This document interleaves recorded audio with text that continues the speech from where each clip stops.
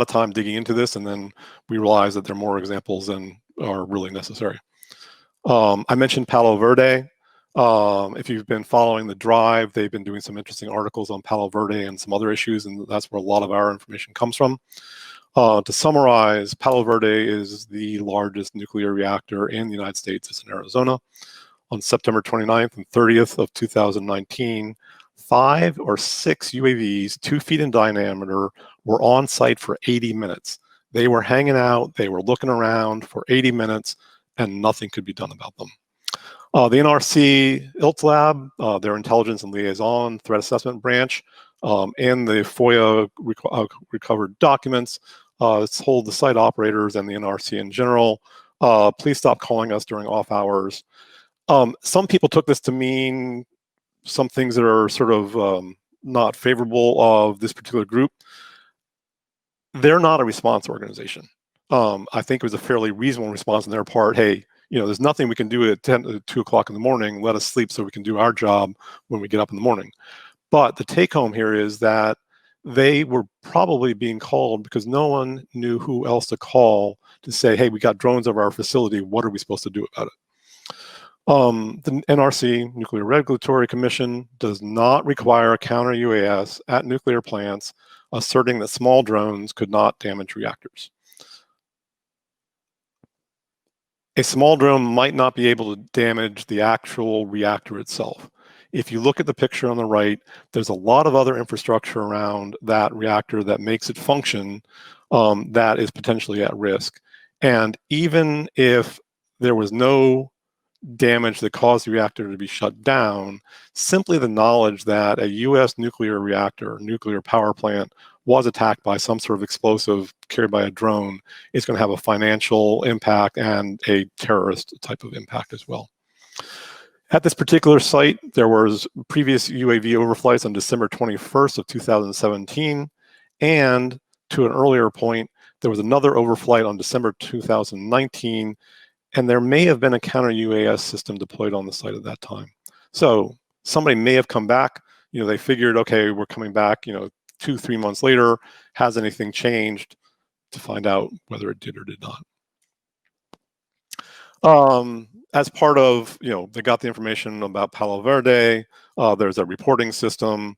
It turns out that there are 57 UAV incidents over US nuclear sites from December 2014 through October 2019. 3 are still open. 5 are closed, resolved. Presumably, hey, we know what was going on.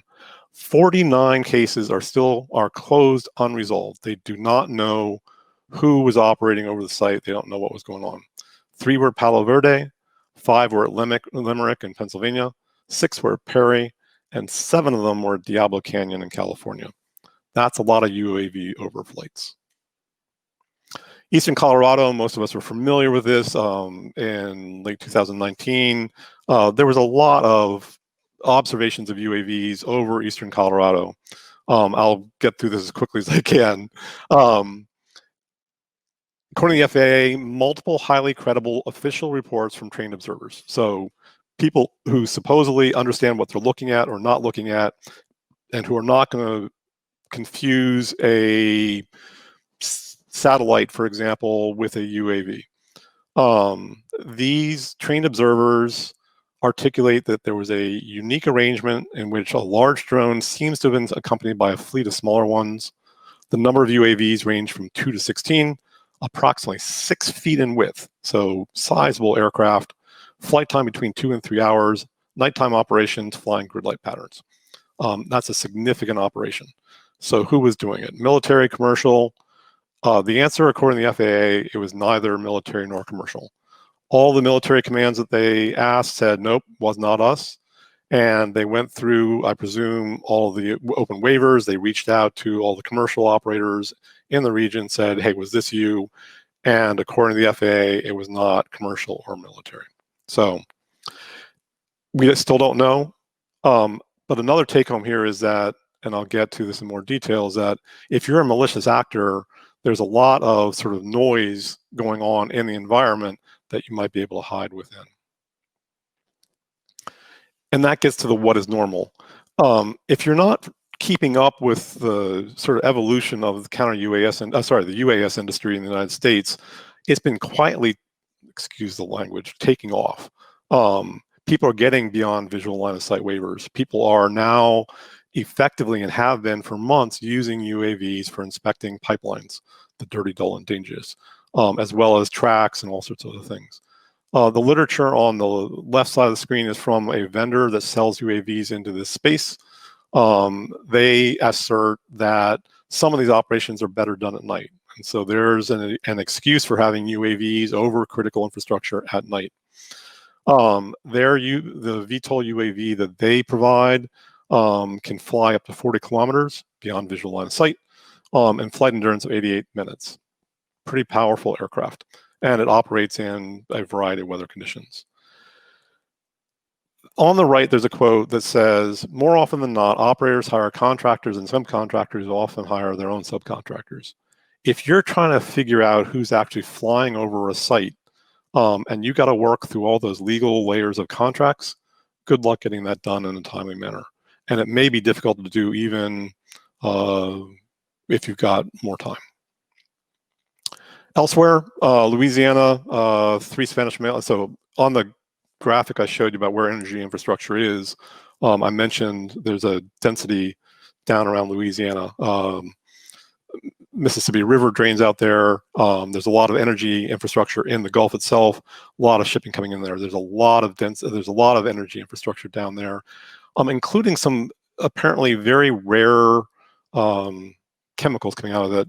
After the area was devastated by a hurricane, there was a lot of pressure to get certain refineries back up online as quickly as possible, because some of the chemicals coming out of that region are apparently incredibly important in national security, and that was the only source of it.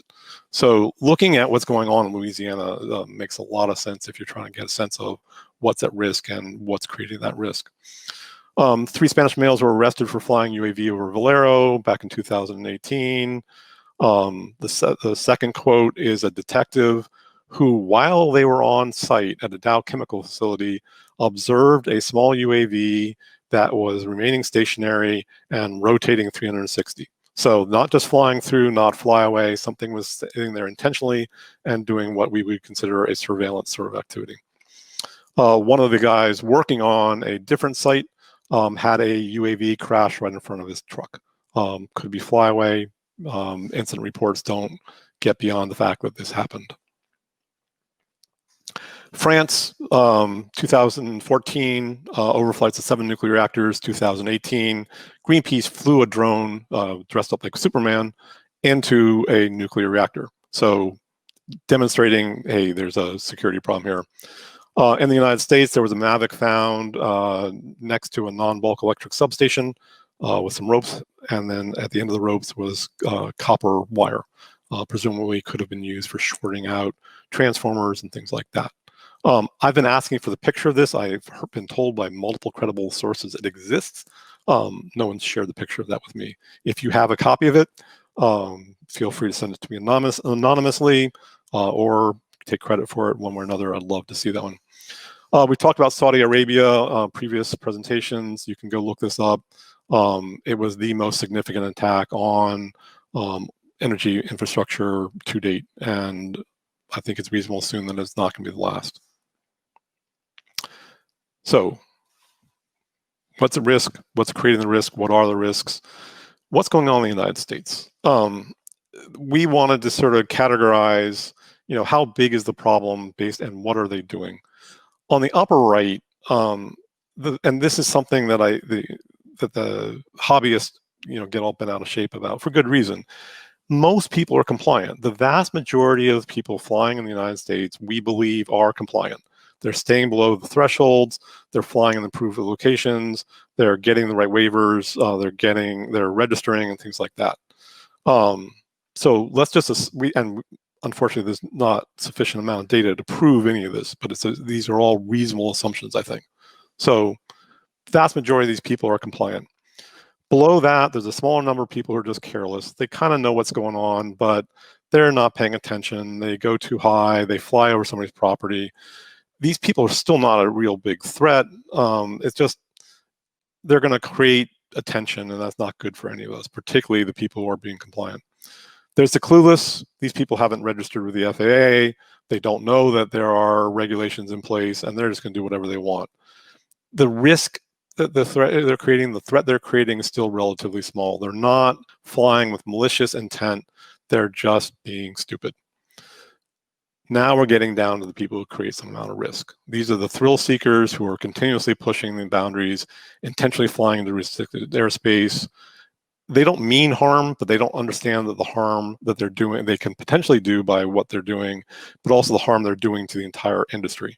There are videos of people flying Mavics above the clouds. And the cloud deck at that location was 8,000 feet plus. So they are well out of visual line of sight, and it's a beautiful picture, and they keep doing this and they keep pushing the envelope. This sort of activity we need to clamp down on, unfortunately, and fortunately. But they're still not the people that are going to pose a threat to the energy infrastructure. Now we're talking criminal and terrorists. These are the smallest number of actual operations, but they are posing the greatest threat. You can produce your own threat matrix, and I encourage you to do so if you're responsible for protecting a facility. One other take home from this threat matrix is, again, the getting lost in the noise. The terrorists and the criminals are going to be the very small number of overall flights. And if those terrorists and criminals can look like a legitimate flight or just somebody who's clueless or careless, that gives them additional cover that they can use for accomplishing their particular goals.